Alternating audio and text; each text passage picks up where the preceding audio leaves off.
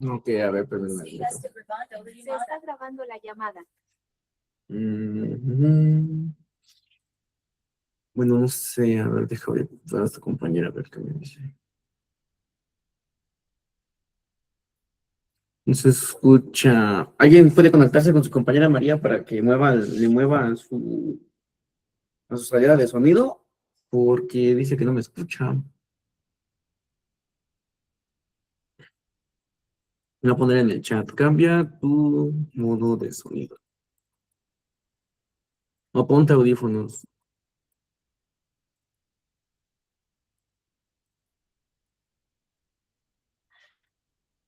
Vale. Entonces, chicos, vamos a comenzar. Voy a empezar a transmitir. Tengo ya la presentación.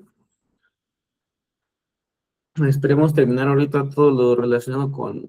No vamos a ver todos los aparatos y sistemas, pero sí los importantes, que son el respiratorio, un poquito de musculoesquelético, principalmente óseo, para ver lo del patrón de crecimiento y todo lo que con ello conlleva, que sí me interesa que lo sepamos. ¿Por qué no podemos dar antibióticos en ciertas edades? ¿Por qué la administración de los mismos es complicada? Entonces, bueno, pues vamos a comenzar. Todos deberían de estar viendo propiamente la presentación que dice paciente pediátrico y dice mi nombre. ¿Ya todos vemos esa pantalla? Sí, profe. Ok. Vale, pues vamos a ver al paciente pediátrico. Primeramente vamos a dar un inicio de la anatomía y fisiología que les dije, no es igual que un adulto chiquito, ojalá lo fuera. Tiene variaciones muy importantes y sobre todo una de las principales variaciones que vamos a estar checando el día de mañana, pues propiamente van a ser las variaciones inmunológicas, ¿vale?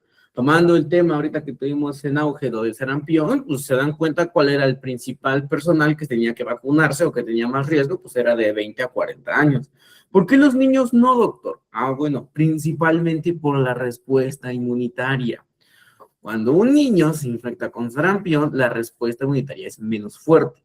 A diferencia de un adulto, que a final de cuentas lo que lo va a matar no es el virus, sino más bien lo que la va a matar es la respuesta inflamatoria por el sistema inmunitario, ¿vale? Entonces vamos a continuar. Compartir un link de Facebook. Vamos a continuar entonces. Vamos a ver las diferencias entre la vía aérea superior y vía aérea inferior. ¿Cuál es la frontera? Bueno, voy a poner aquí un poquito esto para poder ver. Listo.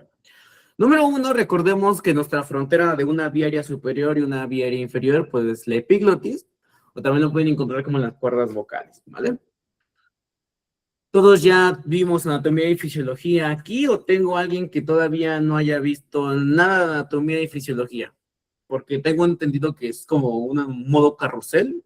Algunos ya lo habrán tomado, otros creo que es su primera materia. Entonces, no sé, díganme si tengo a alguien nuevo. O ya Yo, tienen las similaridades de este aparato y sistema. Ese se alce la mano y que nos diga, ¿sabe que yo no he visto nada y estoy perdido? No hay bronca, estamos para esto. yo soy nuevo. Luis, ok, Luis, a ver. ¿Nada más eres tú, Luis? Creo que sí. A ver, también está Irami, Gibram y Sofía. Ustedes, es su primera materia. La mía Contéstenme. sí, Ok, es mi es primera materia. su primer material que van empezando. Sí. Pero pues ya más o menos como que entienden la anatomía y fisiología. Sí, Ok, vale. Entonces, Mm, vamos a ir un poquito de la mano, ¿vale? Aquí yo sé que conocen las generalidades, pero lo que hacemos aquí es propiamente, pues, empezar a profundizar. A ver, dime, Ana Espinosa, ¿tienes tu manita levantada? Es mi primera materia también. También, ok, vale. No te preocupes. Vamos aquí a llevarnos un poquito de la mano. Yo creo que ya conocemos esto. Entonces, bueno, tenemos aquí nuestra vía aérea, una vía aérea superior, una vía aérea inferior. Dijimos que la frontera es la epiglotis o también las cuerdas vocales. Están muy juntitas, no hay ningún inconveniente con esto. Ahora, esto es lo que yo quiero que se lleven a la mente. Un paciente pediátrico, en consideración con proporción a su cuerpo, es de aproximadamente un cuarto. O sea, ¿qué quiere decir? Que la cabeza es más grande en proporción a la de un adulto. ¿Qué otra cosa podemos darnos cuenta? Que la lengua, en proporción a la cavidad oral, también es más pequeña, ¿sabes? Bueno, no es más grande. La lengua de un paciente pediátrico es más grande en comparación con el tamaño de la cavidad oral, a diferencia de un adulto. Y si ustedes quieren saber cuál es el tamaño aproximado de una tráquea o el diámetro que tiene una tráquea de un paciente pediátrico, yo aquí traigo un ejercicio. Por ejemplo, yo tengo aquí una pluma. Ustedes ahí dentro de sus casas, de sus trabajos, sus oficinas, deben de tener una pluma, ¿no? Un lápiz. O sea, es muy delgadito. Ah, bueno, pues este es el diámetro aproximado que tiene la vía aérea de un paciente pediátrico. Entonces, vean qué de pequeña es. Con cualquier proceso inflamatorio o cualquier objeto que produzca una mínima obstrucción es muy riesgoso para el paciente pediátrico. Y esto se da principalmente por el tamaño de la lengua, ¿vale? Y también, no solamente la lengua, también a nivel de las cuerdas vocales hay una pequeña diferencia, ¿vale? Aquí podemos ver nuestras cuerdas vocales, las falsas y las verdaderas, y la epiglottis que se encuentra acá arriba. Podemos darnos cuenta que en proporción al tamaño también son más grandes. Y si tú agarras a tu hermosa pluma que dijimos que es el tamaño aproximado o el diámetro aproximado que tiene la vía aérea de un paciente pediátrico, agrégale un proceso inflamatorio, agrégale alguna reacción alérgica o agrégale cualquier objeto que esté jugando, se puede llegar a obstruir y puede ser incluso fatal para ese tipo de pacientes, ¿vale? Entonces, hay que tomar en cuenta todo esto. A ver, dime, Aline Castillo. Profe, entonces aproximado como 2 centímetros. No, menos. Pues es el diámetro aproximadamente de una pluma. Ah, ok. Es pequeñísimo, ¿vale? Obviamente también va a depender en proporción, pero más o menos para que se dé una idea de lo pequeña que llega a ser esta estructura, ¿vale? Aquí esta imagen me encanta porque, número uno, nos damos cuenta que la lengua en comparación con el niño es extremadamente grande, a diferencia de un adulto. Si ustedes son observadores en esta imagen, podemos darnos cuenta que tenemos aquí pues el orificio nasal, tenemos la cavidad nasal, nuestros conductos nasales que nos ayudan propiamente a realizar la turbulencia y calentar el aire, humidificarlo, entre otras cosas. Pero nos damos cuenta que en el adulto tenemos dos aberturas, ¿vale? Por donde cual el paciente puede respirar, siendo la cavidad oral y la cavidad nasal. En comparación con un paciente pediátrico, podemos darnos cuenta que por el gran tamaño que llega a tener lo que viene siendo la lengua, es capaz de llegar a obstruir la cavidad oral. Por lo tanto, un paciente pediátrico siempre va a ser un paciente con respiración nasal. Ahora sí que, de por vida, ¿vale? Es una respiración nasal forzada, por así decirlo. O sea, él no puede respirar por la boca, a diferencia de nosotros. ¿Por qué? Porque la lengua es demasiado grande, ¿vale? A diferencia de un paciente adulto, que la lengua es más pequeña en comparación al tamaño de su boca o de su cavidad oral, y por lo tanto sí permite la entrada de aire. Un paciente pediátrico no. Un paciente pediátrico es un paciente que tiene respiración única y exclusivamente por la cavidad nasal.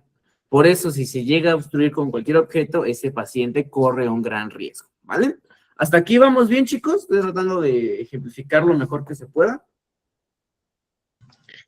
Sí, profe, todo bien, pero ¿me podría regresar la diapositiva para tomarle captura? Ahí está. Esa, bueno, estaba otra imagen al lado, creo. Esta, Esa ¿no? está bien, sí, Ah, ok. gracias. Sí, tómale foto, no hay ningún problema. Digo, de todas maneras, la clase se está grabando, así que, digo, yo no subo la clase, ¿vale, chicos? Eso ya lo hace Control Escolar en el canal de YouTube.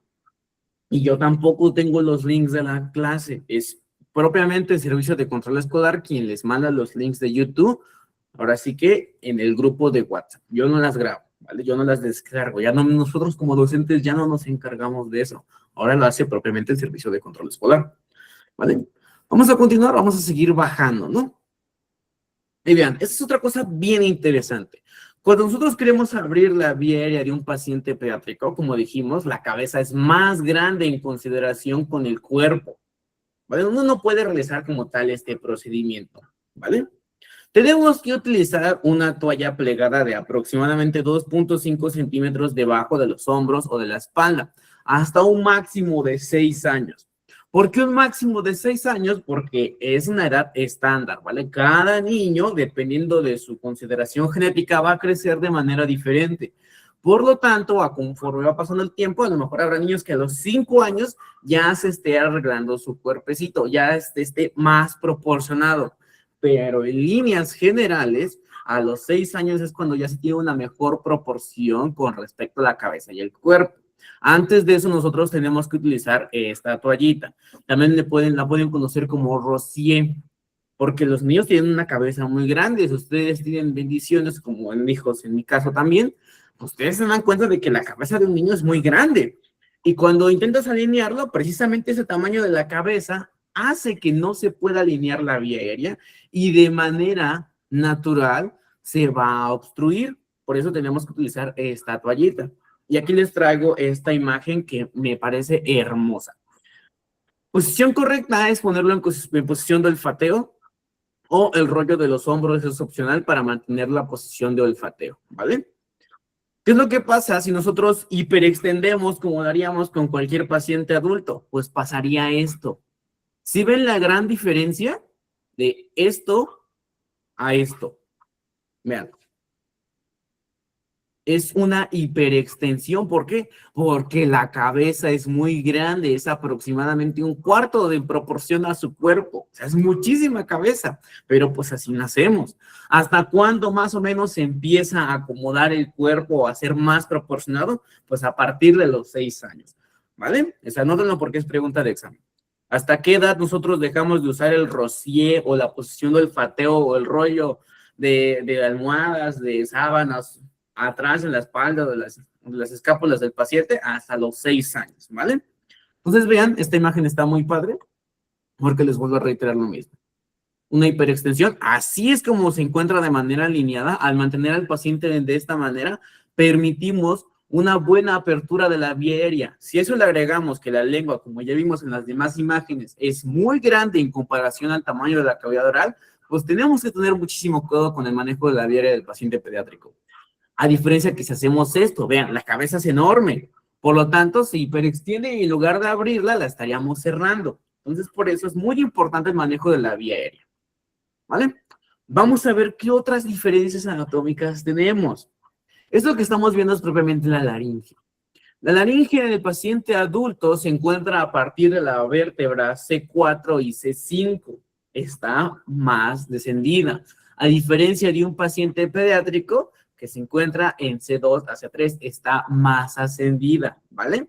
Entonces, vean, no solamente, como les vuelvo a reiterar, no son adultos chiquitos, tienen diferencias anatómicas y fisiológicas muy diferentes a las que tenemos ahorita como adultos. Esa es otra gran diferencia. Ahora, la tráquea por obviedad también es más corta, flexible y blanda. Y voy a pedirles a sus compañeros que estuvieron conmigo hace una clase, cuando estábamos viendo lo de las embarazadas, no sé si recuérdenme o estoy confundido de grupo, les mostré una presentación sobre todas las capas que tenía la tráquea. ¿Recuerdan esa presentación o me estoy confundiendo de grupo? A ver, háblenme, para que me entiendan.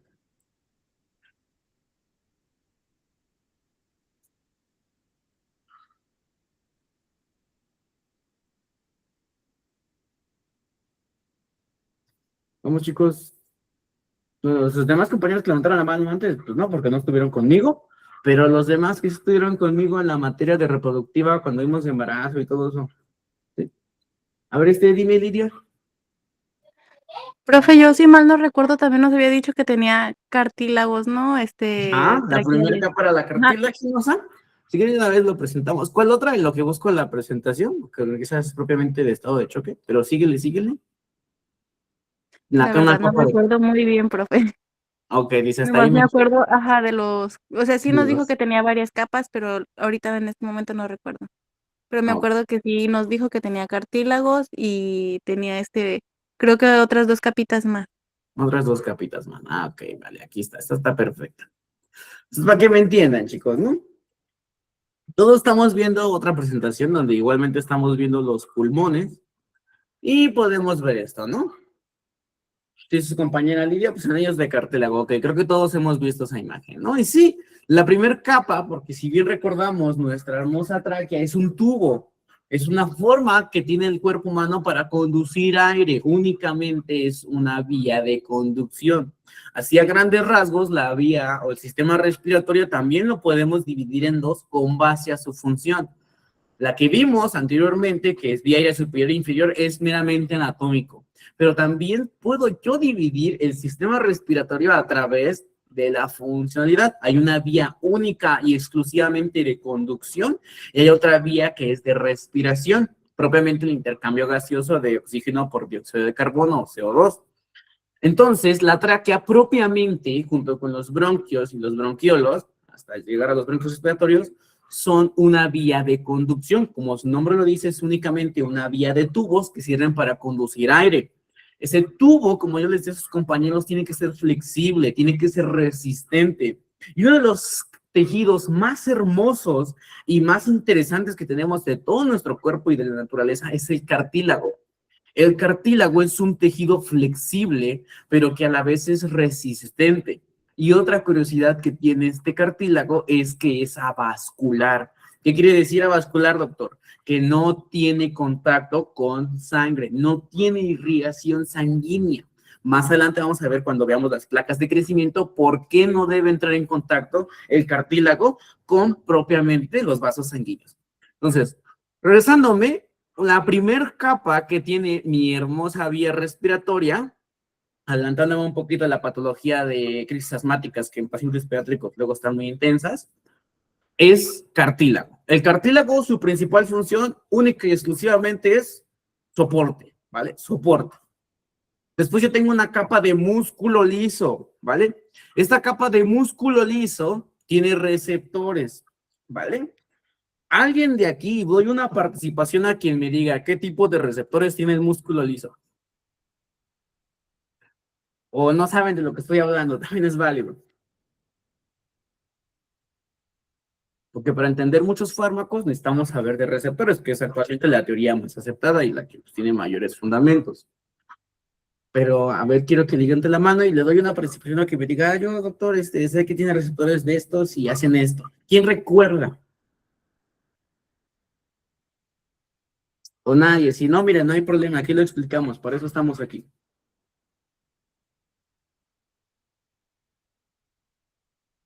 A ver, Aline Castillo. Vamos a ver si latinas. Si no mal recuerdo, son receptores, tiene uno de histamina. Ok, tiene receptores histaminérgicos, ok, ¿cuál más? Porque pues, no son los únicos que existen, hay muchísimos Oye, es que no fármacos. recuerdo los demás, profe. Ok, ¿alguien más? Ya su compañera como que medio tocó, rasgó, ahí un poquito. ¿Alguien sabe cómo se llama el salbutamol? ¿Qué otro nombre tiene el salbutamol? Pero no nombres comerciales, sino más bien nombres farmacológicamente hablando.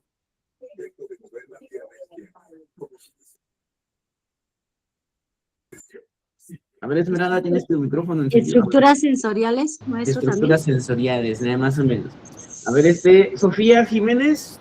Son receptores muscarínicos.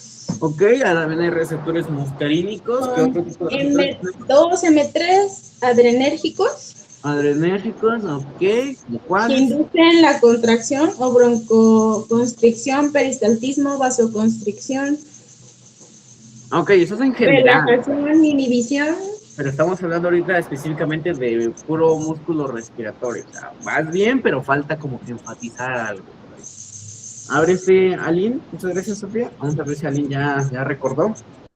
No, del salbutamol yo lo conozco también como albuterol. Albuterol, bueno, son prácticamente la misma familia. Les digo entonces el nombre de farmacológico con el que luego se puede encontrar al salbutamol, que es un agonista selectivo de los receptores beta-2 adrenérgicos. Su compañera anteriormente había mencionado que a nivel del músculo liso, principalmente músculo liso bronquial o músculo liso respiratorio, tenemos receptores. Ahora no me interesan los muscarínicos ni los histaminérgicos, me interesan los adrenérgicos.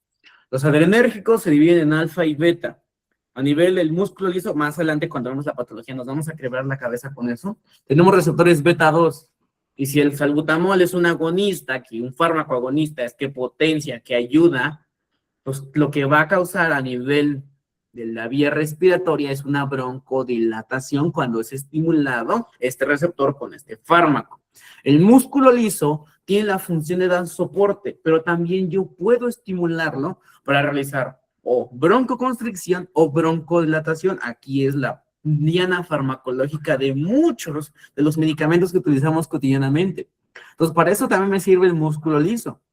Después tengo una capa de la submucosa que más adelante nos vamos a quebrar la cabeza el día de mañana cuando veamos inmunología de manera general. En la capa de la submucosa, chicos, ¿alguien recuerda que había una capa de la submucosa? ¿Quién me dice? Yo me acuerdo que en la capa de la submucosa había esto.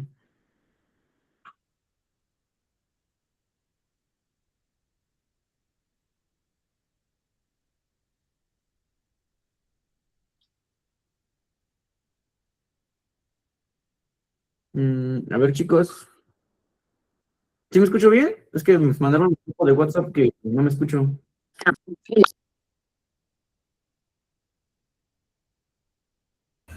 Sí, sí se escucha, profe. No, ok, entonces, ha de ser el problema de sus compañeros. Entonces, ¿alguien recuerda qué había en la capa de la submucosa que era súper importante?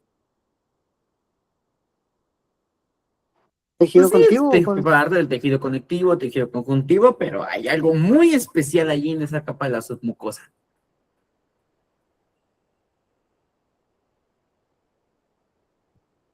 Las Pues glándulas. sí, también hay glándulas, no necesariamente, pero hay. Me rindo. Me rindo. A ver, no sé, tenemos manitas levantadas. No sé quién habló, pero pues como que sí se Hay levanta. vasos sanguíneos y linfáticos. Pues hay vasos sanguíneos y linfáticos. Muy bien, no sé quién está hablando. A ver, no vi su nombre. Soy Gibran. Ibram, ok, muy bien. Vasos sanguíneos y vasos linfáticos. Había más manitas levantadas, pero ya las bajaron. A ver, Ibram, ¿qué más? Ya está ahí. Y creo que algo del submucoso, el plexo submucoso. Bueno, pero eso es más Plexo de lo nervioso. que viene siendo digestivo, ¿vale? Sí, es el plexo de Meissner o el plexo de Auerbach, pero sobre todo eso no. Pues eso aplica sobre todo más en digestivo. Pero también hay plexos aquí nerviosos. Para no hacerles el cuento más largo, en la capa de la submucosa, chicos, se encuentran las células de la defensa. Como dijo su compañero Gibran, que fue el que más se acercó, se encuentran vasos linfáticos. Dentro del sistema linfático o del sistema inmunitario, que lo vamos a ver el día de mañana, un adelanto de lo que vamos a ver mañana, es que propiamente existe lo que viene siendo tejido linfoide difuso o tejido linfoide asociado a alguna parte de tejido. Estos son nodulitos, ¿vale? Somos mini segmentos de tejido linfático que dentro contienen células de la defensa, que se encuentran distribuidos en todo nuestro cuerpo. Se le llama BAL porque es tejido linfoide asociado a bronquios. Se llama SAL porque es tejido linfoide asociado a piel, porque pues skin se inspira en inglés, ¿vale? Le llama MAL al tejido linfoide asociado a mucosas. Entonces aquí, en la capa de la submucosa, yo tengo precisamente células de la defensa. Y después tengo una capa mucosa que, como dicen sus compañeros, tiene glándulas, por supuesto, y una de las cosas que va a producir, pues, es el moco. ¿Sí, verdad?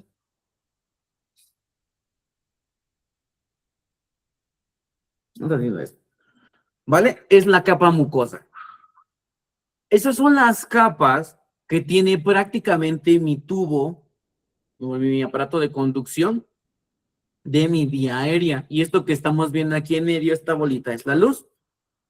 Cuando hay un proceso inflamatorio, imaginemos que es nuestra hermosa pluma, hay un proceso inflamatorio. El cartílago dijimos que es avascular. Y la razón por la que es avascular es precisamente porque evita que se inflame.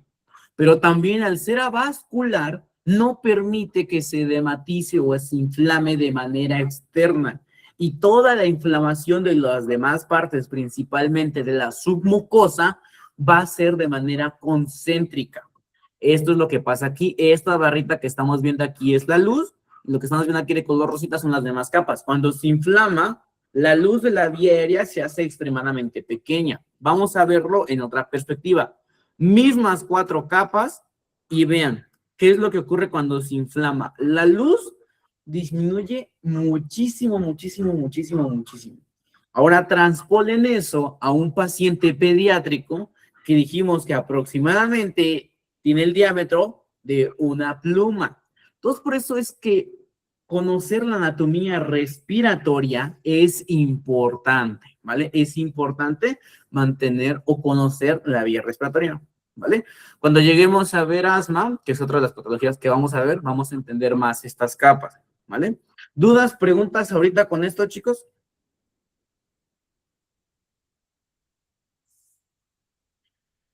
Todo fine. Ok, entonces ya después vamos a ver esto. Entonces, por eso, a nivel de un paciente pediátrico, lógicamente es más corta, es más flexible, porque además el paciente pediátrico tiene mayor cantidad de cartílago y por lo tanto también es más blanda. Pero también, al ser más pequeña en su diámetro, cualquier proceso inflamatorio sí es capaz de llegar a generar una obstrucción de la vía aérea, ¿vale? Seguimos. Bueno, esto ya es hablando propiamente de la fisiología pulmonar. Tenemos propiamente la tráquea, bronquios primarios, secundarios, terciarios, bronquiolos, y después propiamente a bronquiolos respiratorios, y después a los sacos alveolares, y después alvéolo, ¿no? Dijimos que donde ocurre nuestro hermoso intercambio gaseoso es propiamente en el alvéolo, ¿vale? En el saco alveolar, a través de los capilares perialveolares. Esto voy a hacerlo de una manera muy general. Esto es sobre todo para recordar, más adelante cuando veamos a un paciente prematuro, vamos a darnos cuenta, bueno, sus compañeros que estuvieron conmigo en la materia anterior, que fue reproductiva, vimos unos fármacos muy interesantes que servían para la maduración pulmonar. ¿Alguien sabe qué fármacos eran los que se daban para la maduración pulmonar? La betametasona. Ese era uno, pero sí, pues está bien. Pero me falta más. A ver, Trinidad, ¿estás primero? Después Jaime, después Isabel. Betametasona, dexametasona, ok, muy bien. Pero en general, ¿cómo se le conocía a esos fármacos? ¿A qué familia pertenecen?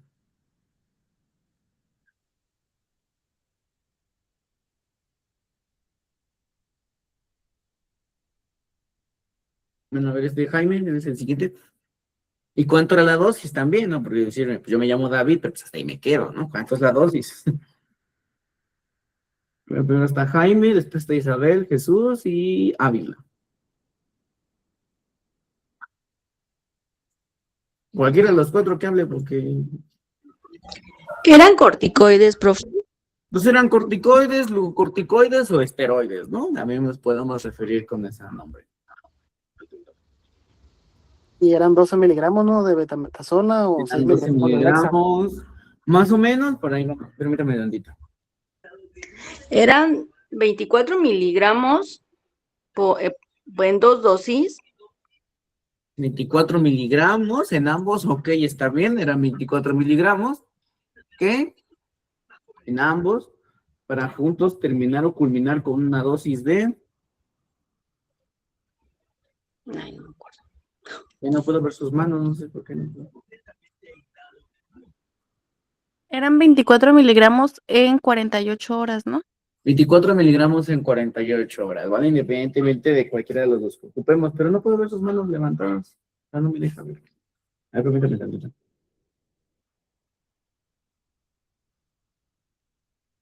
Ahí está, ahora sí ya, ¿vale? ¿Quién habló fue Lidia? Sí, profe. Ok, vale. A ver, Jesús Alberto, ¿qué más nos quieres compartir?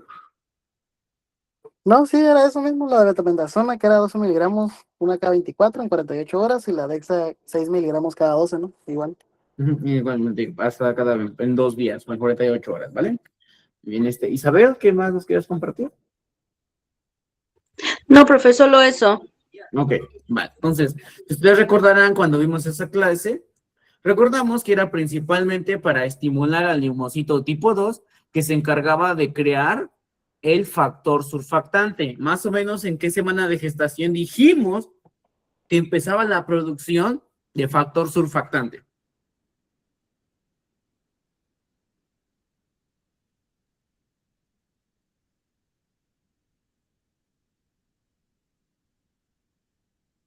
¿En qué semana, chicos, empezaba la creación del factor En la surfactante? 20, ¿no? En la 20, no, un poquito más arriba, sí, más o menos. En la 28 a la En la 30. 28 dijimos que es como una media, ¿vale? A ver, Jesús, ¿tienes tu manita levantada?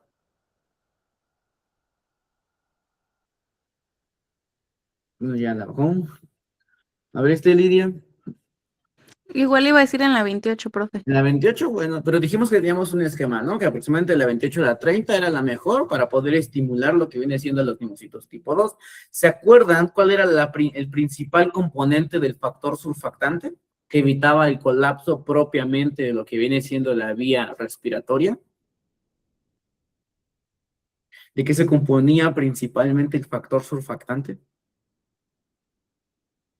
Y evitaba el colapso de mis alveolitos.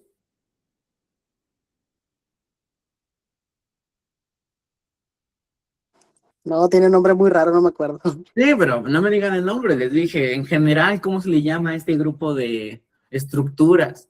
Yo sé que tiene un nombre bien larguísimo, que es el difumatil, fosfatinilcolina, pero en general, ¿cómo se llaman ese tipo de sustancias? Fosfolípidos. Fosfolípidos, ¿vale? Yo les dije, esos nombres son rarísimos, solamente uno se los aprende por mero medio académico o por fines regulativos, pero sí son lípidos.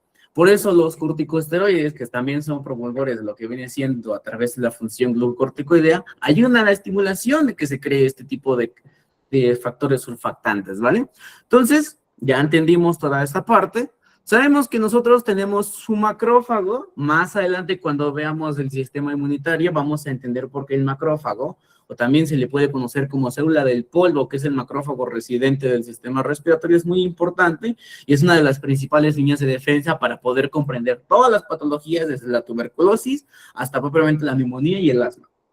Tenemos también ciertos intraalveolares, que es probablemente la comunicación o el cierre que existe entre cada alveolito. Aquí probablemente no se ven, algo que se llaman poros de Kohn, vamos a ver más adelante.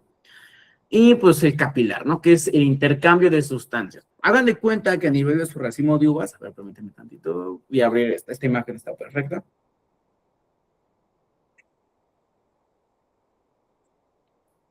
Le tomo una captura y ahorita nos vamos a la otra pantalla para rayarles.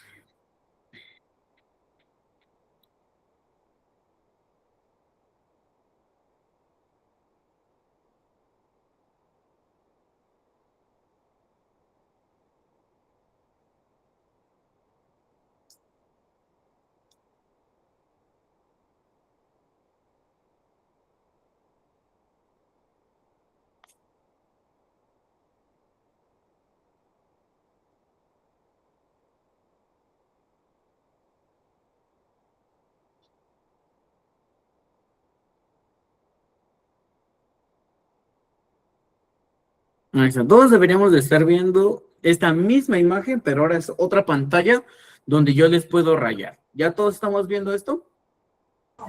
Sí, profe. Vale. Sí. Ahora, recuerden que mi hermoso pulmón tiene dos vías de nutrición, o dos irrigaciones, o bueno, mejor dicho, tres irrigaciones. ¿Por qué, doctor? Ah, bueno, porque una es una irrigación funcional, ¿vale? Una irrigación meramente funcional que sirve principalmente para la oxigenación de la sangre, que es la que dada principalmente por las arterias pulmonares, y más aparte tiene una irrigación nutricia, saliendo principalmente de la arteria bronquial para nutrir el tejido, y más aparte tiene su drenaje venoso para liberar la sangre desoxigenada del parénquima pulmonar. Entonces el pulmón tiene una irrigación bien interesante. Vámonos a ver aquí esta imagen. Voy a agarrar un color verde. Vamos a suponer que este es mi capilar, ¿vale? Aquí. Dijimos que nuestra hermosa irrigación del pulmón propiamente va rodeando lo que viene siendo todas mis hermosas estructuras. Sabemos que primero se llama arteria, después se llama arteriola y después de arteriola se llama capilar, ¿vale? Hay una nueva bibliografía que dice que también le podemos llamar arterias a las arteriolas y no pasa nada, pero como fines didácticos yo le voy a seguir llamando arteriola, ¿vale? Entonces vean. Entonces va siendo cada vez más y más pequeña esta arteria hasta que se convierte en arteriola, ¿vale? Y va a ir rodeando propiamente así, imagínense a los alvéolos o a los arcos alveolares como un racimo de uvas. Y tú alrededor de este racimo de uvas le vas enredando propiamente un cordón o una cuerda o una agujeta. Propiamente este hermoso cordón va rodeando a lo que viene siendo el alveolito. Voy a hacerlo un poquito más grande porque no se ve. Voy a agarrar uno más oscuro. ¿vale? Entonces, así con cada uno de mis hermosos racimos o sacos alveolares, ¿vale? Que les dije que parecen como si fueran moras, como si fueran unos racimos de uvas, ¿vale? ¿Qué ocurre aquí en este hermoso procedimiento? Bueno, pues a grandes rasgos, ¿cuál es la composición principal del aire? Para que no se me hagan bolas, sabemos que la principal composición de aire ambiental es dada principalmente de nitrógeno, que dijimos que vale aproximadamente el 70%. Después, la segunda composición de nuestro aire ambiente es propiamente del oxígeno. Que bueno, dependiendo del nivel del mar, no nos vamos a pelear con eso, vamos a dejarlo en una media de 21, ¿vale? Del 21%. Y de CO2 va a ser apenas el 0.03%. Igualmente, dependiendo del ambiente, puede llegar a variar, pero con fines didácticos o académicos lo vamos a dejar así. CO2 al 0.03%. Ya el restante, pues, es de otros gases, ¿vale? Como el radón y entre otras, ¿vale? Entonces, cuando tú administras aire, inhalas, metes aire a tus pulmoncitos, estas vías de conducción, que su nombre lo dicen, van a conducir el aire para que lleguen aquí, a la zona de respiración vas a hacer un intercambio, ¿vale? Este intercambio va a estar dado principalmente por difusión simple, ¿vale? ¿Qué quiere decir? Que no se ocupa energía, o sea, tú vas a intercambiar CO2 por oxígeno y punto, ¿vale? Por eso es que el pulmón, en conjunto con el corazón, tienen una irrigación muy asombrosa, ¿vale? Tú intercambias oxígeno por CO2, nos das el oxígeno y tus pulmones retiran el CO2 a través de la difusión simple, ¿vale? ¿En un paciente pediátrico sigue funcionando igual? Por supuesto que sí, pero hay otras mecánicas de la ventilación que vamos a ver más adelante.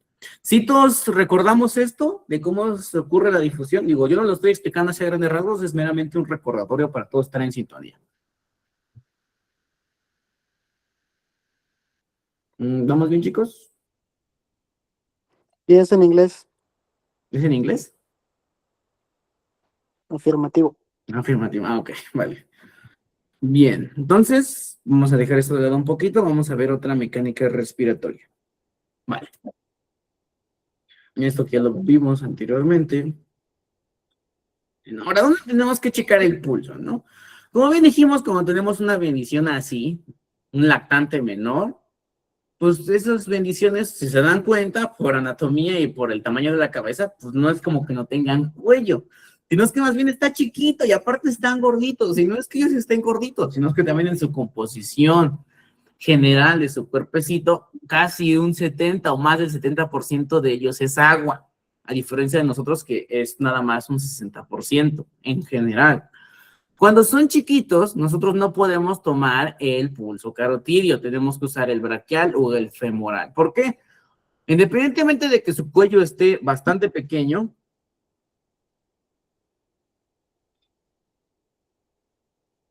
¿vale? No podemos nosotros llegar con nuestros 2 dedos índice y medio a presionar lo que viene siendo ahora sí que al lado de la tráquea del paciente, porque también colapsaríamos su vía aérea del paciente. Recuerden, es más delgada, depende de la complexión, que una pluma. Por lo tanto, aquí sí nos recomienda que pacientes mayores a 1 año de edad sí podemos utilizar el pulso carotidio. Por ejemplo, esta pacientita que creo que tiene aproximadamente unos 8 años, 9 años, incluso más chiquita, pues ya se le puede usar esa técnica. Pero lactantes menores, o sea, lactantes menores a 1 año, o sea, pacientitos menores a 1 año, pues únicamente tenemos que usar el pulso carotidio y el pulso femoral. ¿Por qué? Aparte de que, miren, está gordito, está chistosito, cabeza muy grande, no le vas a dar, y más aparte, si llegas y le presionas, me puedes llegar a estar obstruyendo la vía y por lo tanto vas a hacer que respire menos. Por eso esa es otra consideración anatómica importante. ¿Vale? Y esta imagen que se me hace interesante y me encanta muchísimo esta imagen. Nos dice figura 1, es un recién nacido y lactantes menores, un lactante menor, si recuerdan, es aquel paciente que es menor a 1 año, son respiradores nasales obligados. Elementos como la inmadurez en la coordinación del esfuerzo respiratorio, porque también lógicamente están desarrollándose neurológicamente. 2, ubicación de la laringe mucho más o sea, más superior. Si recuerdan, la laringe, lo que viene siendo un paciente pediátrico desde C2 a C3, está más ascendida, a diferencia de cuando eres un paciente adulto que se encuentra de C4 a C5, también obliga propiamente al paciente. Punto 3, puntos de oclusión, como lo puede ser la lengua, que dijimos que es enorme en comparación con el tamaño de su cavidad oral, impiden el paso del aire a través de la boca. Por eso es que los pacientes recién nacidos y lactantes menores de 1 año son, ahora sí que como lo dice aquí, respiradores nasales obligatorios, ¿vale? Esta imagen nos ejemplifica perfectamente esto. Laringe más ascendida y madurez del sistema nervioso central para una buena coordinación, el tamaño de la lengua que es exageradamente grande en comparación con la cavidad oral, pues hace que nuestro bebé o nuestro lactante menor sea un respirador nasal obligatorio, ¿vale? Esto es pregunta de examen, chicos, ¿vale? Anótenlo por ahí, no, pónganle un color rojo, no sé, ustedes sabrán. ¿Dudas, preguntas ahorita con esto?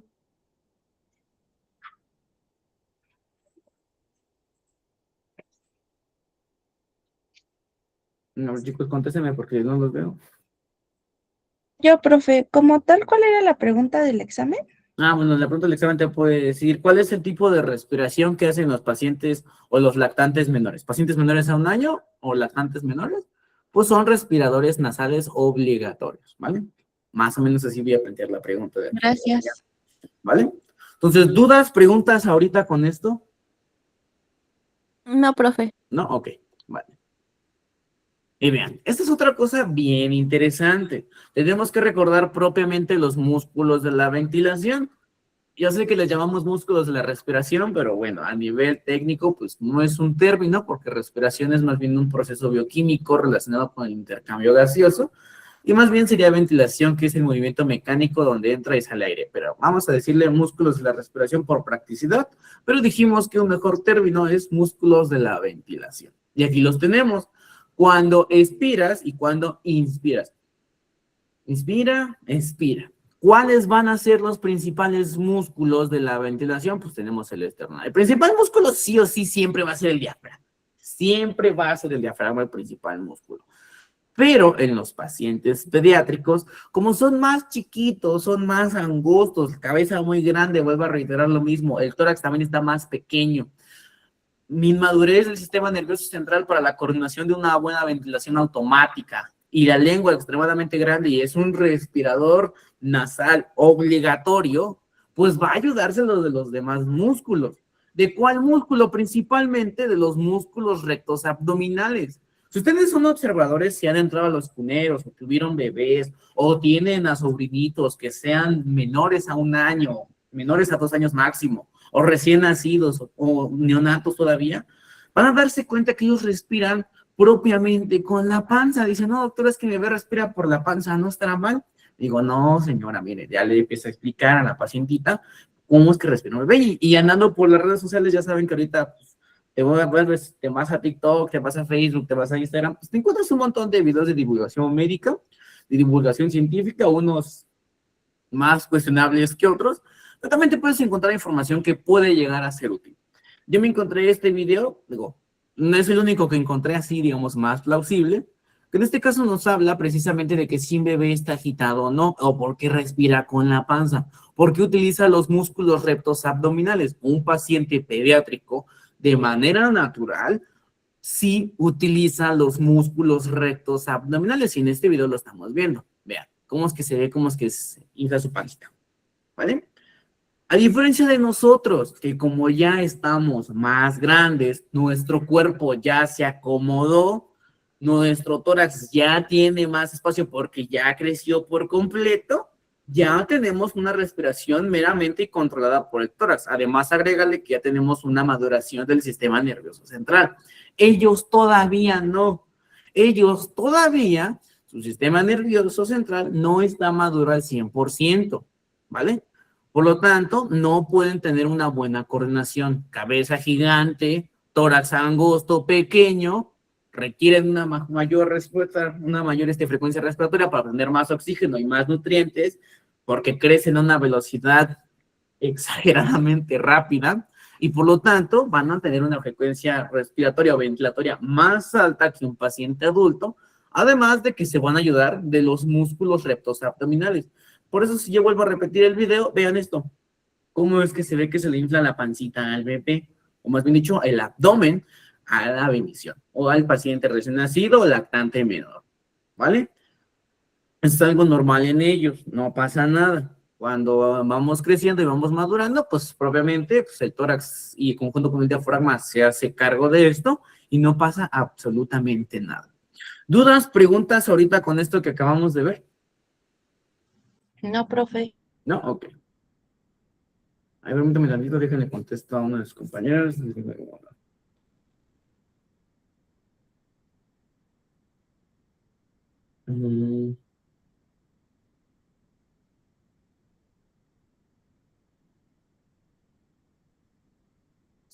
Vale, entonces, eso es lo que pasa con una bendición recién nacida.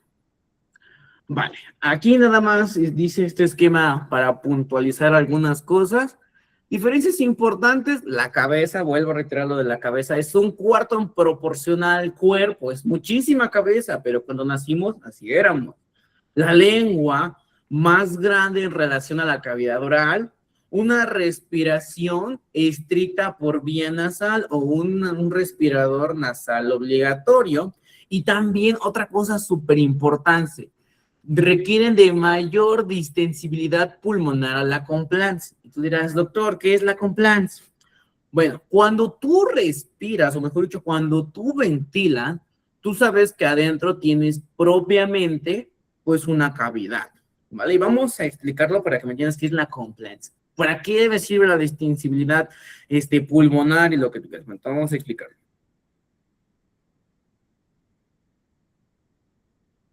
Entonces, ya todos deberíamos de estar viendo ahora propiamente la pantalla donde les puedo rayar. ¿Ya todos estamos viendo esto?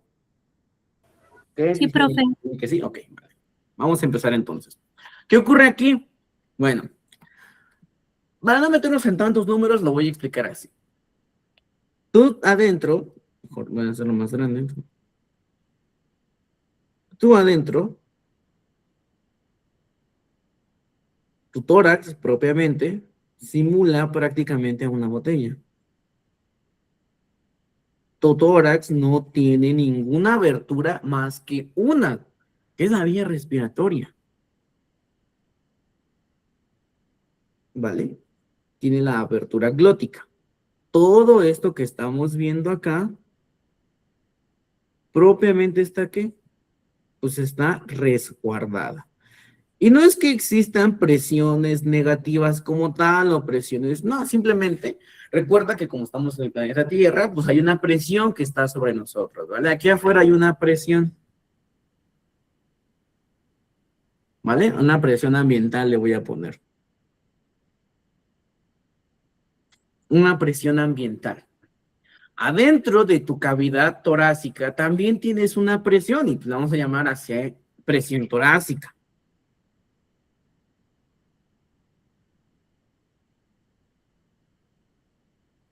Vale, ¿hasta aquí vamos bien con esas dos presiones? Ok. Los demás también contesten o díganme porque nada más veo unas 3 manitas, pero no sé si los demás van bien o se perdieron, no pasa nada. Sí, profe, todo bien. Ahora, dentro de la cavidad torácica, como les digo, no es que exista una presión así súper extra mega negativa, porque sería imposible hacer presión negativa, pero más bien sí hay una presión diferente o una presión menor que la que tenemos en el ambiente. La presión del tórax es más baja. Por eso, para ejemplificarlo, muchas veces decimos que es una presión negativa. Y la que tenemos en el medio ambiente podemos decir que es una presión positiva.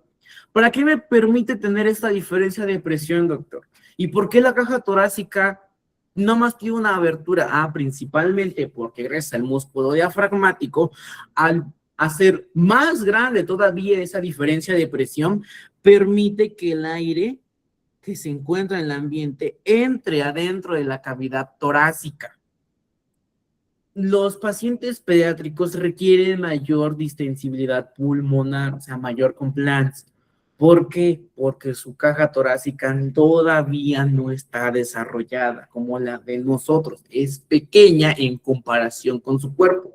Y si ustedes saben, un paciente pediátrico de un día para otro puede llegar a aumentar hasta 100 gramos. Y tú dirás, ay, doctor, 100 gramos es bien poquito. Así, pero traspólalo a su tamaño y peso, es muchísimo. Un paciente pediátrico tiene un metabolismo extremadamente acelerado. Por eso comen a cada rato, por eso crecen muy rápido, entre otras cosas. Y por lo tanto van a requerir de mayor oxígeno para, lógicamente, poder suplir todas estas necesidades metabólicas que el paciente pediátrico está teniendo. Por eso es que cuando tú tocas a un paciente pediátrico está calientito, porque su metabolismo está más elevado. Además, también podemos agregarle ahí la grasa parda que ayuda a generar calor, ¿vale? Nosotros como pacientes adultos ya no tenemos grasa parda. Solamente los neonatos, los bebés y los animales. Entonces, por eso un paciente pediátrico está calientito. Entonces, va a requerir de más oxígeno. Va a requerir que se distiendan más los pulmones. Y para eso se va a ayudar de los músculos rectos abdominales. ¿Vale? Los músculos rectos abdominales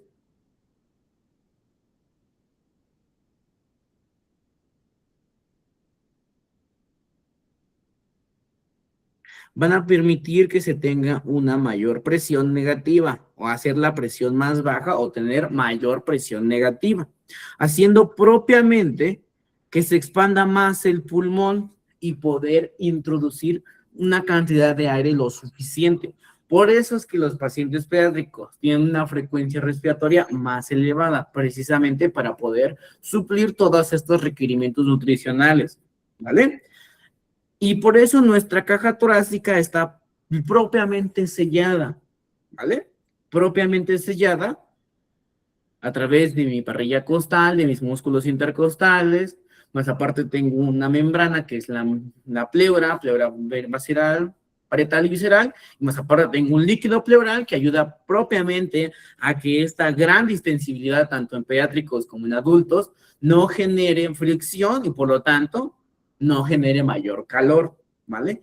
Esto es propiamente la distensibilidad pulmonar o la compliance, que dentro del paciente pediátrico hay una mayor presión o se tiende a hacer una mayor presión gracias a los músculos rectos abdominales. ¿Por qué? Porque su caja torácica es pequeña, es chiquita, por lo tanto, cuando intente jalar aire, pues lógicamente va a requerir de más oxígeno porque ese paciente crece muy rápido. Más de 100 gramos por día en algunos casos. Es muchísimo considerando el tamaño de los bebés. ¿Vale? Hasta aquí. ¿Vamos bien? Levanta. Todo bien. A ver, dime, Lidia. Profe, me perdí tantito.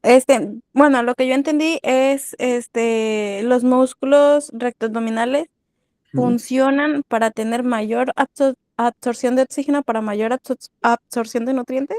Pues más que todo mayor absorción ahora sí que de aire.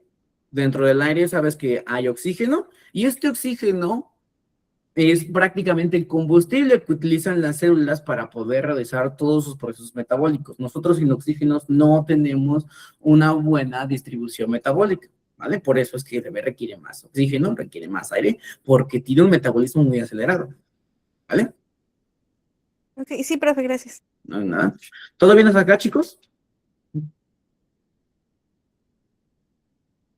Ok, quiero suponer que sí, porque no hablan, están muy callados. Son un grupo un poco callado todavía, en comparación a otros grupos en línea que, híjole, son muy platicadores, ustedes son un poco más tímidos. No pasa nada, yo sé que muchos son nuevos, pero tienen que acostumbrarse a las clases en línea. Yo me tuve que acostumbrar a la mala, pues porque, bueno, me tocó la época de COVID y pues ya se imaginarán, ¿no? Entonces, esto prácticamente es un resumen.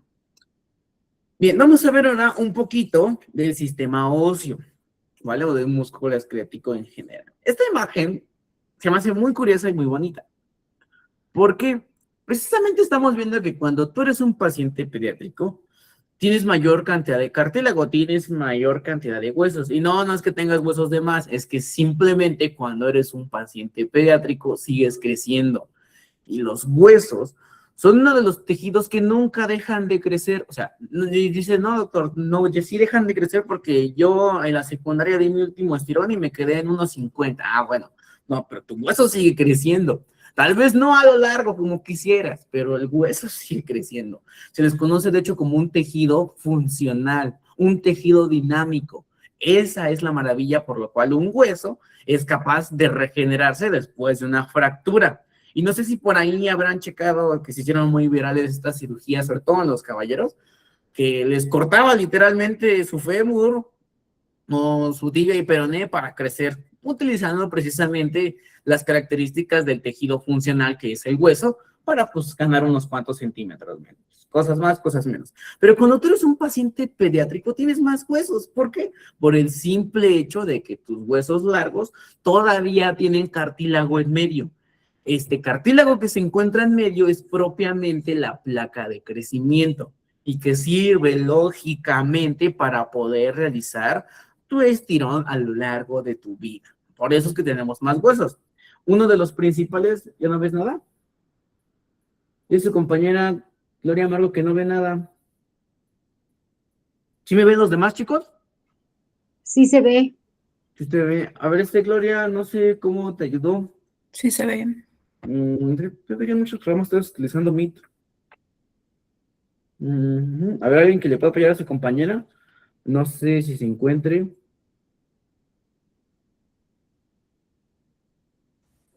Ok.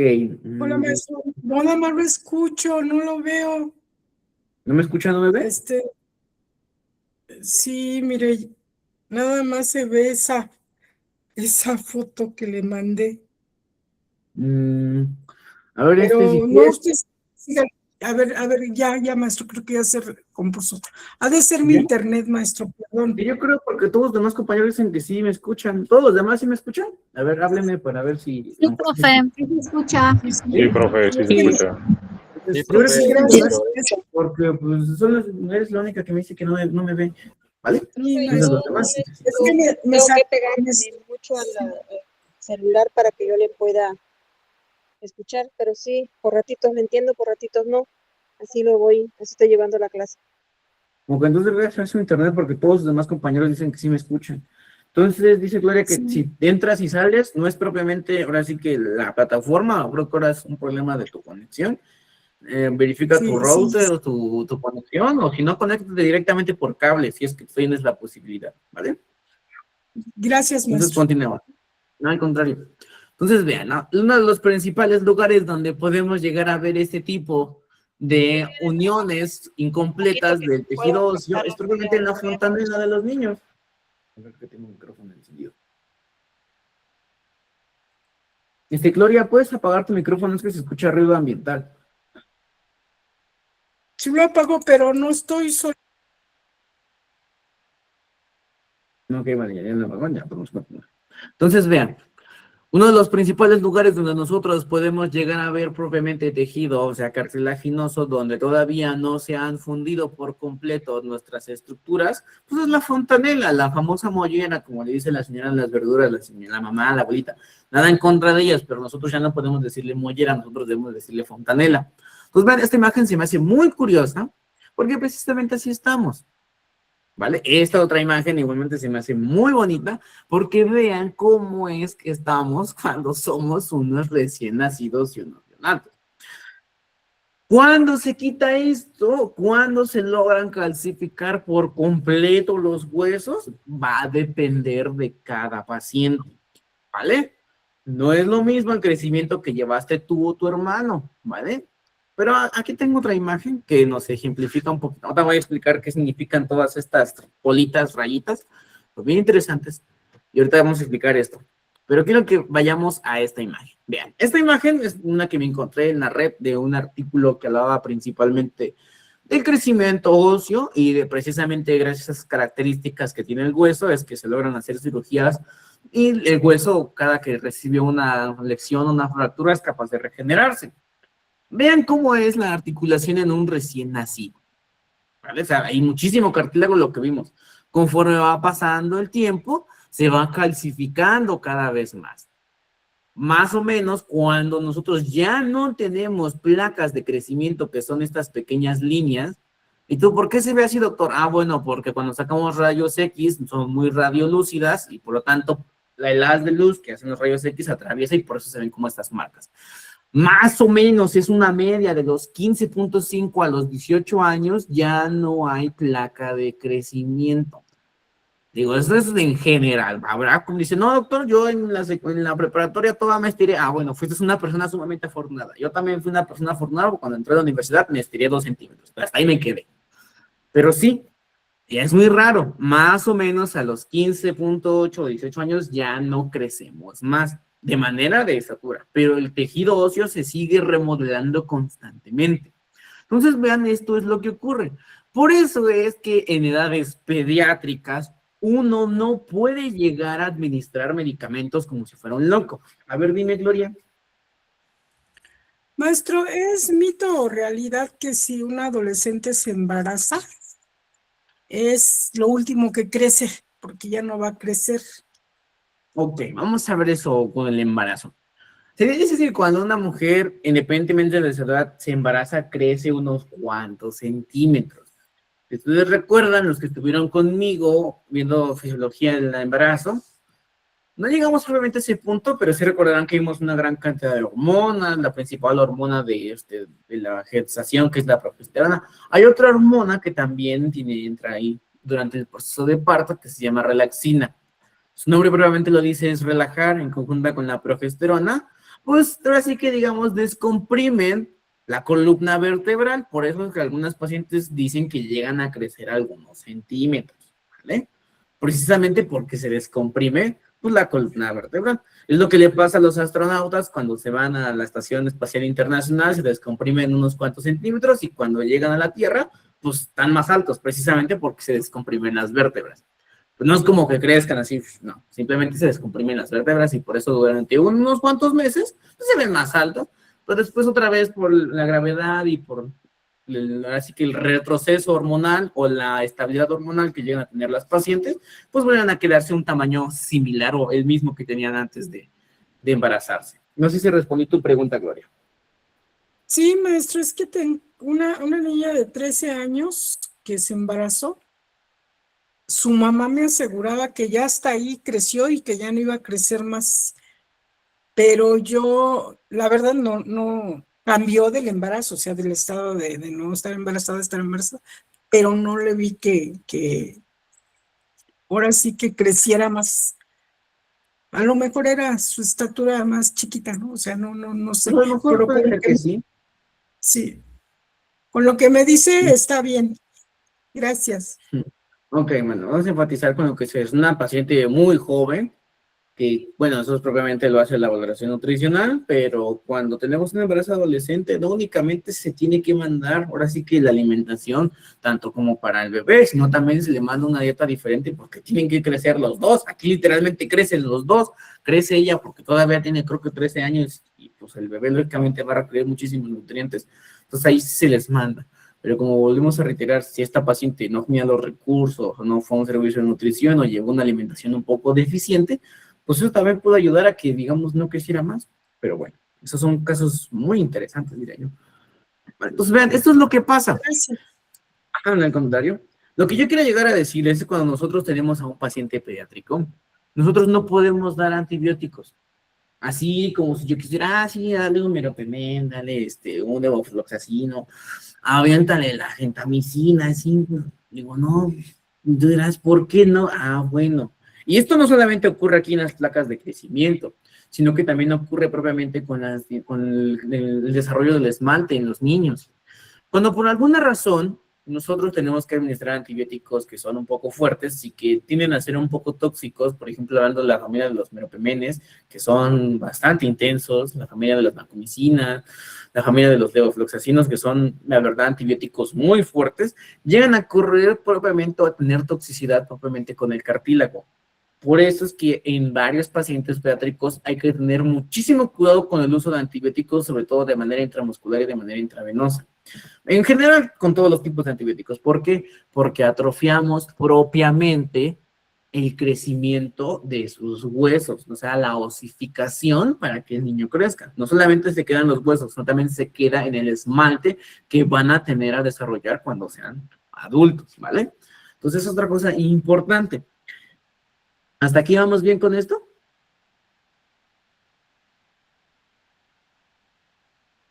Sí, todo bien.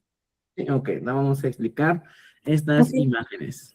¿Podría repetir el por qué no se les, bueno, la afectación de los antibióticos en el La pequeño? afectación de los antibióticos, porque digamos que afecta, voy a explicarlo aquí con estas bolitas, pero digamos que afectan propiamente la sinergia que tiene el cartílago o la placa de crecimiento para poder seguir creando mayor tejido óseo y poder estirarse. Digo, esto no solamente es reservado a los huesos, sino también a nivel de los dientes entra en lo que viene siendo pues, un debilitamiento de la formación del esmalte. No somos dentistas, pero el esmalte pues, es prácticamente un derivado, por así decirlo, de los huesos, que es lo que le da las propiedades a nuestros dientes de que sean resistentes.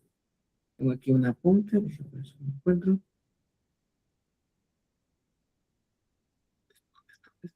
Mm, a ver, relato. Tengo una manita levantada. A ver, dime, Irami. Profesor, cuando mandan una radiografía para de la edad ósea, ahí sí Ujú. pueden ver lo que va a crecer el niño. Pues no es como que digamos que sepamos específicamente cuando vamos a hacer una radiografía si va a crecer otros 5 o 10 centímetros, no se sabe. Simplemente lo hacemos para saber si todavía tiene, ahora sí que, calcificados los huesitos o si puede llegar a crecer unos cuantos centímetros. Digo, no es como que diga, sí, a este niño todo va a crecer 5 centímetros, no. Va a crecer, sí, pero no sabemos cuánto vaya a crecer, ¿vale? Digo, eso ya está más determinado también por la genética, la altura de los padres y también, como digo, uso de antibióticos o uso de medicamentos, ¿vale? Pero sí, cuando me he visto en el uso de utilizar antibióticos, pues siempre vemos el riesgo-beneficio. Tuve un paciente con síndrome de Down o trisomía 21, que ellos tienen consideraciones muy interesantes respecto a su crecimiento y desarrollo, donde la calcificación y la placa de crecimiento es muy diferente en ellos debido a esta alteración genética y pues tienen a tener una calcificación todavía más retardada y pues tenía una infección en el oído y pues le mandé a hacer un cultivo y era resistente a una gran cantidad de antibióticos, no me pregunten por qué. Y entre ellos nada más era, creo que sensible a gentamicina y a mi clindamicina, no recuerdo cuál otro. Y estábamos cuando estaba con la pediatra y le dije, oye, ¿cómo le hacemos? No? Bueno, pues hay que sacar una placa y tú dirás, pero ¿cómo convenzo a la familia de que le voy a sacar una placa si él vino por una infección en el oído, ¿no? Y ya más o menos le explicamos a la familia cómo es que ocurre esto de los cosas. Dijo, no, pues ya queda en la placa, ¿no? Y ya se determinó que ya no tenía crecimiento óseo, ya no íbamos a afectar probablemente sus extremidades y pues se le mandó el antibiótico correspondiente, ¿vale? Nos vamos a explicar esto. ¿Qué son estas bolitas? ¿Qué es esto que estamos viendo? ¿Qué es la zona hipertrófica? ¿Qué es el hueso trabecular? ¿Qué es la zona hipertrófica? ¿Qué es la zona proliferativa? Vamos a explicar esto. Esto es propiamente uno de los grandes milagros de la naturaleza y por lo cual cuando tú te llegas a fracturar alguna extremidad, eres capaz de regenerar el hueso y también vamos a ver otro de los milagros el día de mañana que es la creación de las nuevas células sanguíneas. Entonces vamos a empezar, pero aquí en este caso me interesa verlo con los niños. Vale. Todos deberíamos estar viendo ahora una pantalla donde les puedo rayar. ¿Ya todos estamos viendo esa pantallita? Sí se Sí, ve. profe. Sí, profe. Ok, vale. Vamos a recordar un poquito la anatomía de nuestros huesos, ¿vale? Nuestros hermosísimos huesos. Mucha imaginación, vamos a suponer que este es un fémur.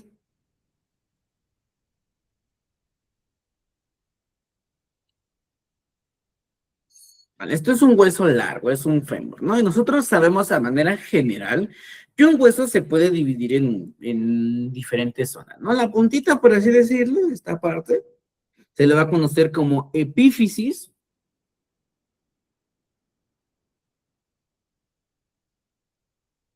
Aquí vamos a encontrar propiamente el cuello, por así decirlo. Se le va a conocer como metáfisis.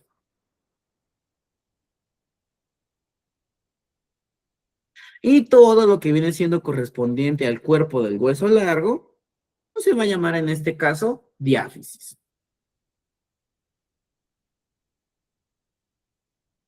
Ahora, como dijimos que este es el fémur, como esta es la parte ahora sí que del proceso deltoideo que va a formar la articulación con el volumen, pues en este caso, pues va a ser más próxima al cuerpo y va a ser la epífisis proximal.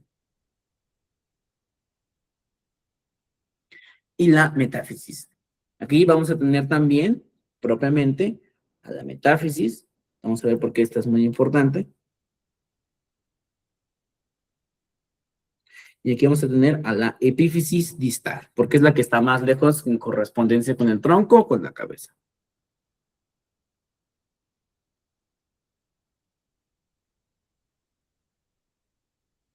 ¿Hasta aquí estamos bien respecto con esa anatomía básica del huesito?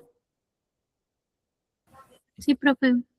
Ok, creo que sí. A ver, permítame tantito, es que no mensajes, te los oculto. Sí, no es algo muy importante. Ay, Dios mío.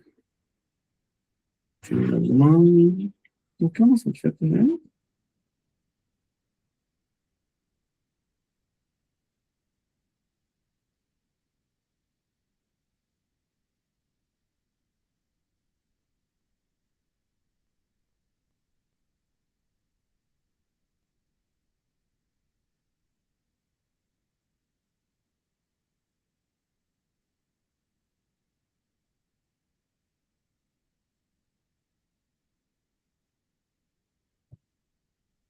Bueno, no sé qué pasó. Ahorita veo eso.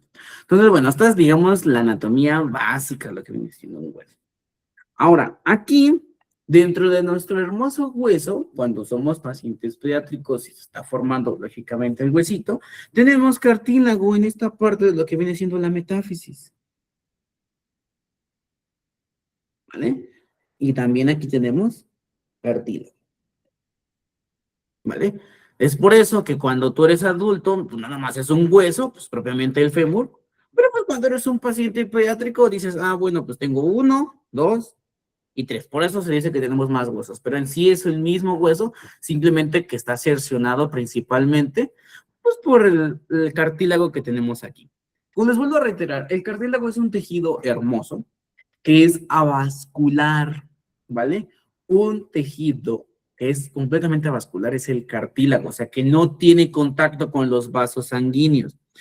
Si ustedes recordarán la anatomía de nuestro hermoso hueso, saben que el hueso sí es un tejido que está extremadamente vascularizado.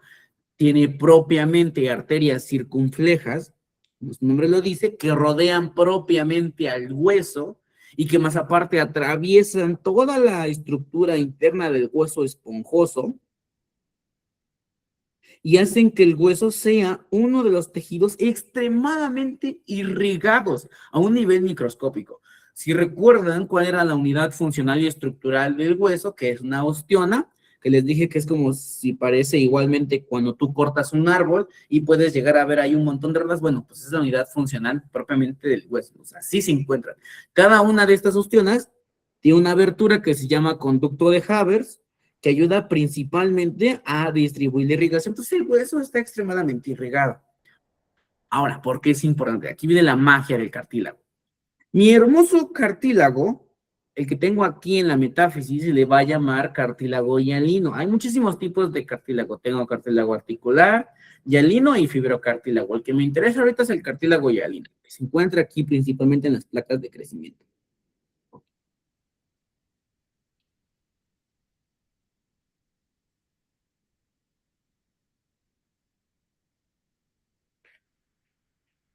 Vamos a hacerle un zoom a esta placa de cartílago hialino.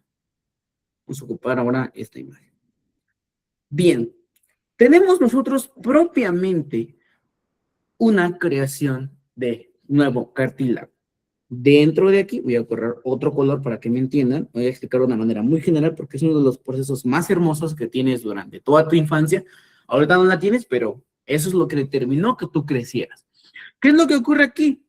Prácticamente esta línea que yo estoy poniendo aquí de este color morado va a recibir el nombre de disco epifisiario. o disco de crecimiento, ¿vale?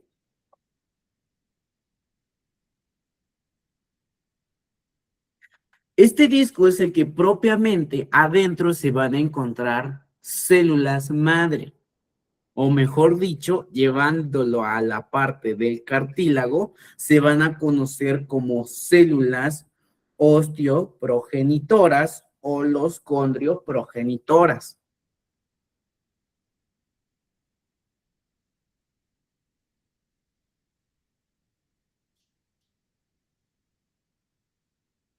La célula condrioprogenitora es la célula que se va a encargar de dividirse en mayor cantidad de células. La célula que conforma al tejido cartilaginoso se le conocen como condriocitos.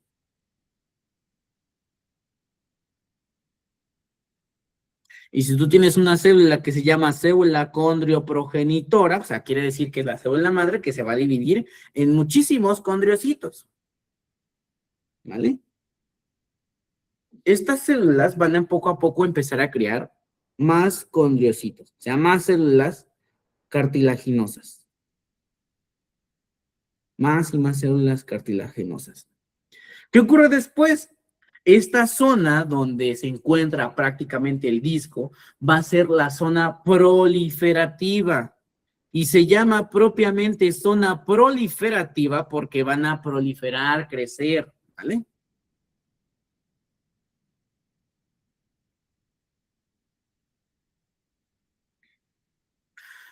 Estos hermosos condriocitos o células del cartílago van a empezar a crecer y madurarse y se van a empezar a juntar en algo que se van a llamar después cuerpos isógenos. Le dejamos más pequeño. Cuerpos isógenos. ¿Hasta aquí vamos bien, chicos?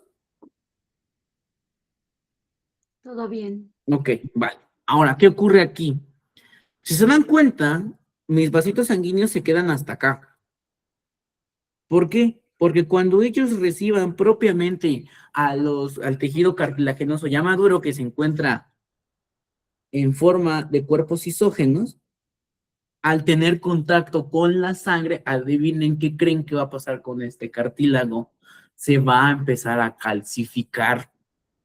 Y de esta manera el huesito se va a ir estirando y poco a poco se va a ir formando nuevo tejido óseo, permitiendo propiamente que nuestro tejido o nuestro hueso se vaya estirando. Eso es una de las maravillas que tenemos nosotros de la naturaleza, que nos ayuda propiamente a crecer. Cuando nosotros propiamente vamos creciendo, lógicamente, pues también se va desarrollando más. Y este disco, ahora sí que de células condrioprogenitoras o de células proliferativas, pues se va acabando, tiene un límite. Es cubierto completamente por vasitos sanguíneos y al entrar en contacto con vasos sanguíneos, pues propiamente, pues ¿qué ocurre? Pues ya se va a calcificar, ¿vale? Es así como es que poco a poco el cartílago se va convirtiendo ¿en qué? Pues en tejido óseo. Es por eso que si te das cuenta, todos los cartílagos que tenemos desde tu cartílago articular que se encuentra en tus rodillas, en tus codos, no tienen contacto con lo que viene siendo la sangre, porque la sangre activa en ellos un proceso de calcificación. Por eso cuando tienes una ruptura de alguna rótula y hay presencia de sangre, hay problemitas a nivel de la funcionalidad propiamente de la articulación, ¿vale? Entonces, vean, esa es una de las grandes maravillas que tienen nosotros como seres humanos y que por eso muchos fármacos, dentro de los cuales se encuentran los antibióticos, son propiamente capaces de alterar este equilibrio, ¿vale? Vamos a recapitular. Hasta aquí, ¿vamos bien con esta zona del huesito?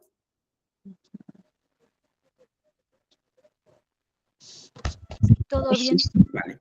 Esto ocurre en ambas partes, ¿vale? Tanto en la metáfisis, ahora sí que proximal, como en la metáfisis distal, ¿vale? Esto pues no es eterno, tiene un límite.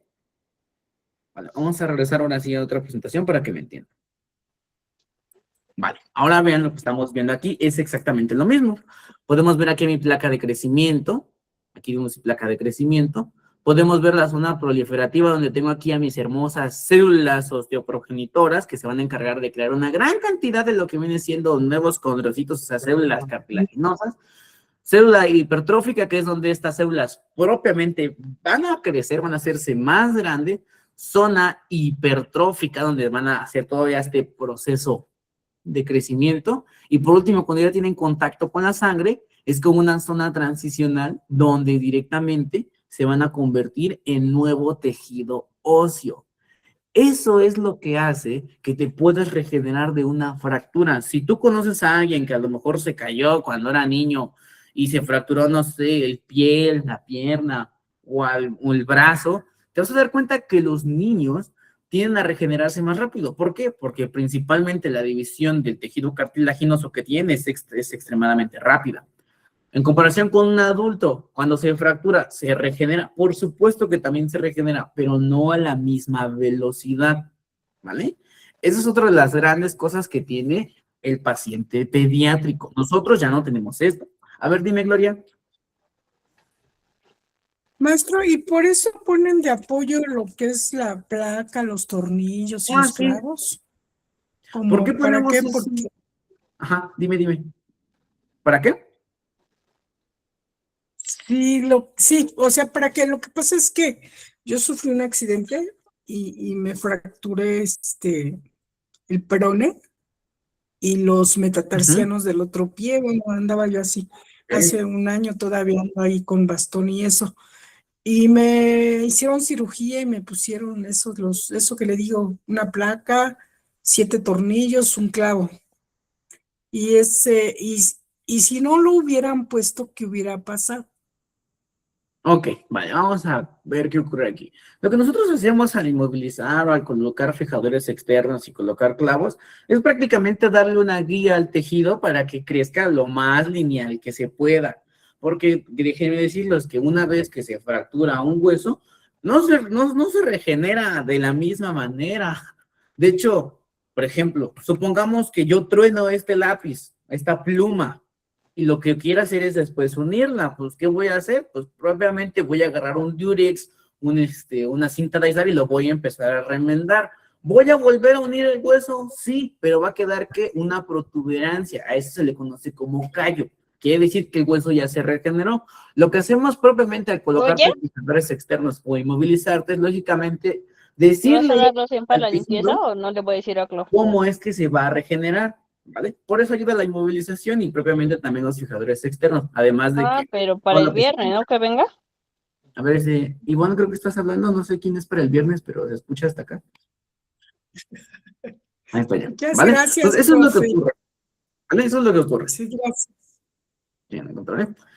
Y pues eso es lo mismo que estamos viendo en esta otra imagen, ¿vale? Vemos zona profunda, aquí podemos ver prácticamente la calcificación que ocurre, ¿vale? Esta es una de las imágenes más bonitas. Aquí podemos ver propiamente las células superficial o tangencial, que es prácticamente la zona donde van a empezar a proliferar las células de mi cuerpecito. Poco a poco van a irse transicionando porque esos condrocitos van a madurar, van a hacerse hipertróficas. Después van a llegar a una zona profunda. La marca de marea prácticamente es una zona donde podemos ver el límite que existe entre tejido cartilaginoso y tejido óseo y después propiamente el hueso. Esta es una de las maravillas que tenemos todavía como seres humanos y por lo cual nosotros somos capaces de regenerarnos propiamente. ¿Vale? Y es lo que explicaba aquí. Más o menos en cuánto tiempo yo pierdo la capacidad de crecer. Aproximadamente a los 15 años, de 15 a 18 años, aproximadamente. Vuelvo a reiterar, va a depender muchísimo de la genética de cada persona, porque si me dirán, no, doctor, yo cuando entré a la preparatoria todavía, ¿ves cuando más me estiré? Bueno, pues fuiste una de las personas afortunadas. La gran mayoría de pacientitos ya no logra estirarse más allá de los 15, 18 años. Habrá quien sí, no digo que no, pero pues en general, ¿vale? ¿Dudas, preguntas ahorita con esto, chicos, chicas? Bien, profe, No. gracias. Ok, ¿vale? Y pues bueno, esto se los dejo ahorita porque cuando lleguemos propiamente a la clasificación de patologías que es shock, pues necesito que me dominen esto, ¿vale? Tenemos un tipo de shock que es el hipovolémico, que es por la distribución del volumen sanguíneo, pues, hemorrágico, no hemorrágico, pues, pérdida de sangre y vómito, diarrea y deshidratación. El shock hipovolémico hemorrágico, no hemorrágico, perdón, es el más común en los niños, porque como dijimos, su composición es aproximadamente de 75 hasta el 80% de agua. Por lo tanto, pues una diarrea o una deshidratación es muy, muy peligrosa en un paciente pediátrico. Tenemos el cardiogénico, pues alguna patología cardíaca. Lo más común que tenemos en patologías cardíacas en pacientes pediátricos son aquellas patologías congénitas. Bueno, puede ser la tetralogía de Fallot o también algo que se le conoce como la transposición de los grandes vasos, ¿vale? Tenemos también el obstructivo, que bueno, puede ser causado por agua ajena al corazón, que por un taponamiento cardíaco y un hemotórax, muy similar en adultos. Distributivo, también ahora llamados vasogénicos, que se van a meter propiamente con los vasos sanguíneos, anafiláctico, séptico, neurogénico y medular. Ahí va, ahorita pasamos esto. Entonces, esto tomen una captura, chicos, porque va a ser como su acordeón cuando veamos cada una de las patologías y me digan qué es lo que tiene el paciente, ¿vale? Vamos a ver cómo es que se hace la rehidratación en un paciente, cómo es que funcionan estas patologías y por qué el bebé nació así, qué son estas cosas, con qué se curan, cómo se comen, los vamos a ver más adelante. Entonces, les dejo aquí esta imagen para que le tomen una captura, le tomen una fotografía, no lo sé, la pongan en favoritos, porque esta la vamos a ir viendo a lo largo de todas las patologías, ¿vale?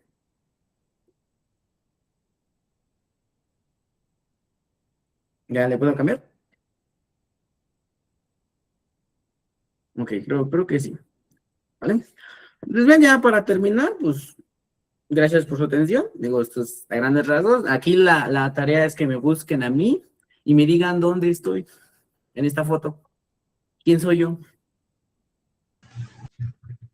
La gota, profe. Yo soy la gota, ¿vale? Eso ya, esta foto tiene ya unos cuantos ayeres, todavía era pasante. Éramos 2 internos y un pasante, pues ya saben, pues, los que dicen, no, pues llévatelo, no está haciendo nada, ¿no? Digo, sí, como no. Y pues dijeron, distancia de botargas y vamos a pasar a todos los servicios. Pues ahí estoy. Uno de los servicios donde pasé fue el servicio de pediatría y pues bueno, también me tomé muchísimas fotografías con los niños, muy felices, muy contentos. Pues ya casi, pues va a ser el niño, creo que el 30, y entonces, para que vean cómo es que me las pasaba cuando era estudiante. Me tocó hacer de todo cuando era pasante y cuando era interno. Entonces, ¿dudas, preguntas ahorita con estos chicos? ¿No? No, profe. No, ok. Vale, pues eso ha sido todo por el día de hoy, chicos, ¿vale? Espero pues les haya gustado, espero pues les haya entretenido, les haya servido. Como dije, no vimos todos los aparatos y sistemas porque híjole, es muchísima información para 2 horas y para una semana. Y me interesa ver sí o sí con ustedes un sistema que es el sistema inmunológico para que entendamos vacunas, ¿vale? Porque eso sí es algo muy importante. Entonces, pues ahorita vimos sobre todo respiratorio, un poco de sistema óseo, cartílago, que es algo importante para la regeneración de los niños. Entonces, si no hay más dudas, no hay más preguntas, nos estaremos viendo ahora sí el día de mañana, ¿vale? Es el mismo link. De igual manera, si hay alguna eventualidad, pues les estaré avisando porque se dan cuenta, estuve un poco distraído en la clase porque me estaban mandando mensajes de la facultad. No sé qué evento vaya a haber mañana, pero si por alguna razón no me llego a conectar, yo les estaré avisando, ¿vale? Entonces, muy seguramente si nos vamos a conectar, no me han dicho que sea nada grave, pero ya les estaré diciendo, ¿vale? Entonces, chicos, si no hay más dudas, no hay más preguntas, nos estaremos viendo el día de mañana, ¿vale? Cuídense mucho, que tengan una bonita noche, una bonita guardia, que esté trabajando, y nos vemos el día de mañana. Hablen más, chicos. No sean tímidos, hablen, en verdad, créanme que todo es un grupo, tienen creo que yo penita, pero créanme, no me tengan miedo. Decía, me mandan mensajes por privado y me dicen, no, es que me da miedo preguntar. Digo, no tengas miedo de preguntar, porque si no, pues, yo nada más grabo la clase y la mando. La idea de tener una clase así presencial, pues para que saquen todas sus dudas, ¿vale? Entonces, no tengan miedo de preguntar, nadie va a ser juzgado, todos somos estudiantes, hasta incluso uno que ya está dando clases como docente, no crean que ya uno ya dejó de estudiar, no, al contrario, uno estudia más, ¿vale? Entonces, cuídense mucho, chicos, nos vemos el día de mañana, que pasen una muy bonita noche. Bonita noche, profe. Gracias. Linda noche. Bonita noche, chicos.